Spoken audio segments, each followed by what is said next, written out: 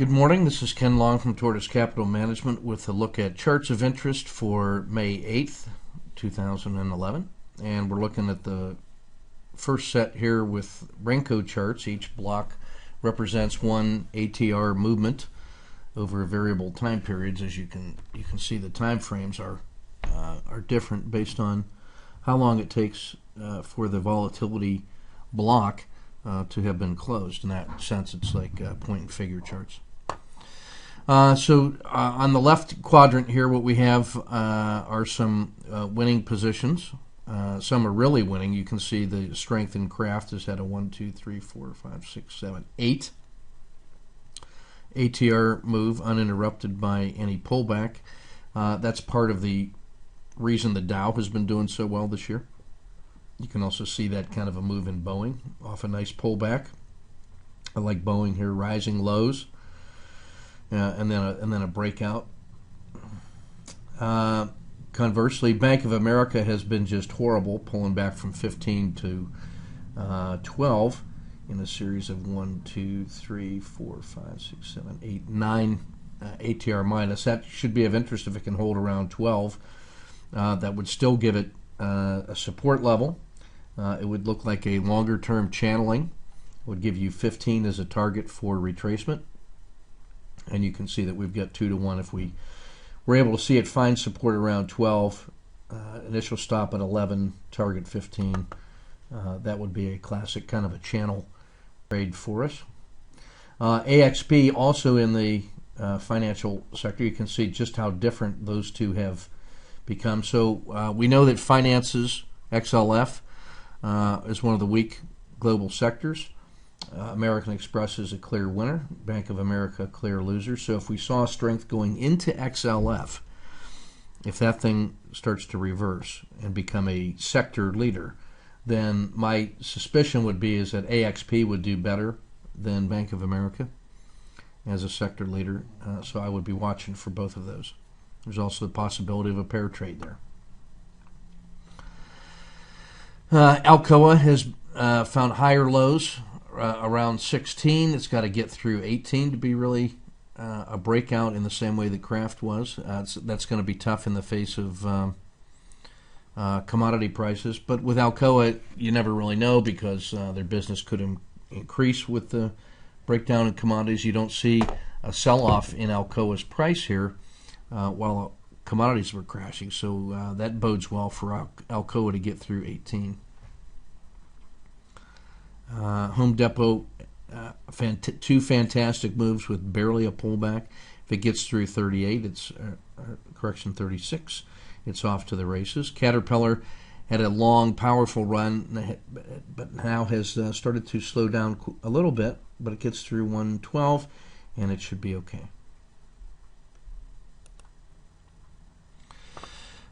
Four different indexes.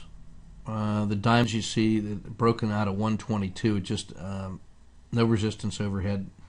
These large, boring, dull companies in the Dow 30 have been excellent compared to the growth companies down here in technology. Now, technology has managed to somewhat catch back up. It's now the second strongest of the four U.S. indexes we look at in the world market model, lagging only mid caps, but it's made a nice move off this bounce at 55. But it looks to me like the large cap boring companies like Johnson & Johnson, Procter & Gamble, Kraft, Walmart have been doing the heavy lifting in the Dow and in the U.S. Brazil has been in sideways channel for about 6 months. You can see going all the way back to around October of 2010, bouncing between 70 and 78 with a close around 73 or 74, I guess it is. That's actually pretty favorable in terms of a channel trade. So I'd be looking at a tactical trade in EWZ, EEM, a tighter channel than EWZ, and support at 48 seems to be holding. And I'd like to see a breakout north of 49.5 or 50. And then emerging markets will be truly back with a close at 48.25 and it finding support around 48. That's a very tight stop, which gives us a very measurable risk and a favorable reward to risk ratio. Some commodity ETFs here. Agriculture finding support around 32, and a tight channel trade between 32 and 36. We now have a favorable 2-to-1 channel if we see a reversal in here. DBC, the blended commodities, have been hit pretty hard, finding support though around 29-ish. And again, we have a channel trade between 29 and 32 now in blended commodities. Silver, this had been about a 15 ATR move, but the ATR has increased so much in the last 10 days that the size of the box gets smaller. So one of the things to be cautious about or just mindful of with the Renko charts is that the size of the ATR is based off of the ATR lately. So this is an adaptive chart. But you can see it's been up 1, 2, 3, 4, 5, 6, 7, 8, 9, 10, 11, 12, 13, 14, 15 up and 5 back. So that's a 33% pullback on a volatility basis. If it finds support around 35, then you'll see a new round of buying interest in it, with relative newcomers to the silver market looking at this as a buy on dip and then trying to reinforce some of their most recent buys. Gold over the same time period has not had anything like that kind of a pullback. But again, this is where the time series can be of concern, because what we have, you'll notice that these don't line up directly. In fact, November 2010 lines up with this move here. So gold has moved from 135-ish to 150, and you can see a couple of the pullbacks, while silver had this extraordinary move up. So just be careful when you're looking at Renko charts, or any technical chart for that matter.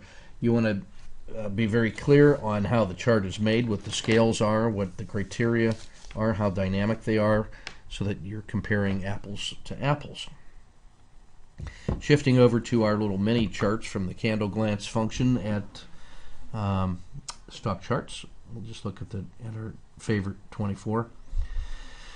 Alcoa finding support here at 17. I like the fact that last week this time it had just broken through the 50, the 200, and was halted right on the 50.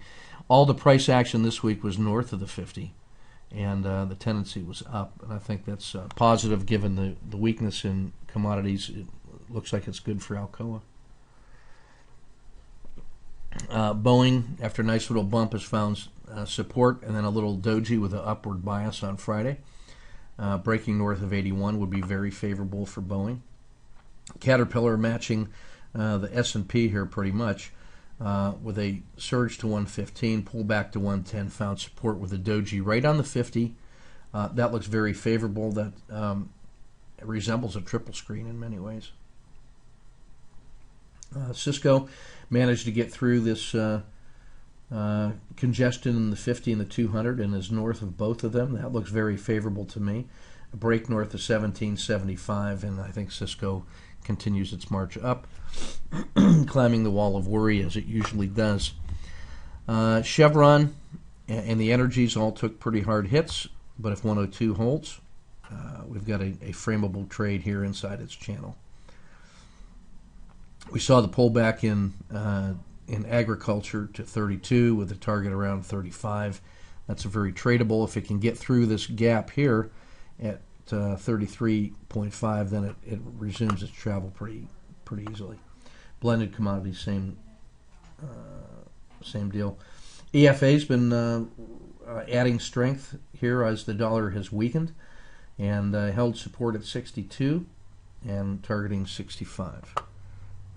Asia less Japan, about the same kind of pattern. We looked at Brazil and its 72 to 80 channel, and you can see that's a pretty favorable looking doji pattern there for a channel trader. A break north of 70, looks like 75. It's going to be very favorable for Brazil. Hewlett-Packard just sideways. although it has been able to hold support while the indexes came down to it, and now it's tucked into this no man's land between the 50 and the 200, and postured at a support base from which it can move forward. And if technology continues its little gains here and becomes a U.S. leader, I think we're still early in the lifespan of Hewlett-Packard. ILF, pretty much like Latin America, has just been lagging. Very disappointing. This lower highs, and lower lows does not bode favorably for ILF. Intel continued its winning ways, although it's looking a little more toppy this week than it did the previous week. IWM found support here at the 200. Higher lows, two higher highs. This is sort of an upward lazy W. I'll be all over this if it breaks through 84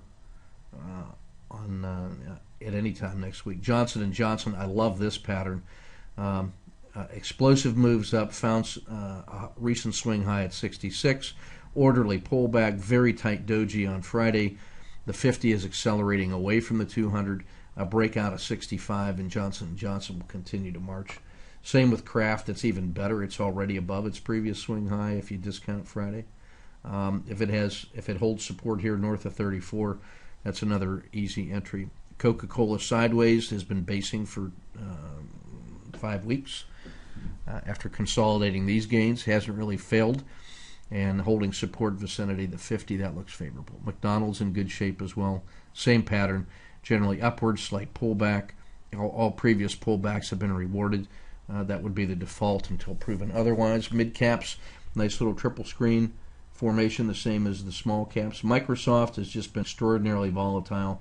This big spike in downward volume, or this big spike in volume on downward selling pressure was when they fell behind Apple in the profit game. Although it did bounce back pretty well, held support at 25.5, and is postured now north of the 50 and the 200, and the 50 just crossed the 200. So that's going to be favorable for long-term technicians to look at. Silver, this is the classic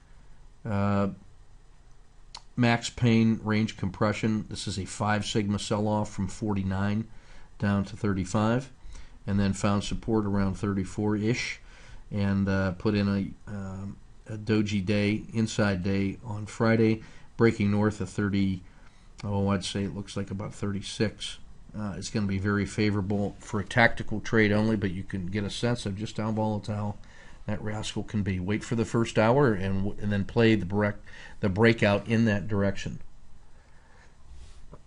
The VIX had a little buying interest last week, as you can see, and still near historic lows on the wrong side of its 50-day moving average. But if SPY, as we've said in the weekend report, cannot get through 137, but in turn reverses and falls through 133-ish, that's going to be favorable to the VIX and allow for some intraday tactical trading. Walmart consolidated its nice gains of the last 3 weeks, holding at 55. Continued buying pressure in SPY is going to favor old warhorse like that. So those are the charts of interest from Tortoise Capital. Keep your powder dry. I'll see you in the chat room, and keep your risk measured.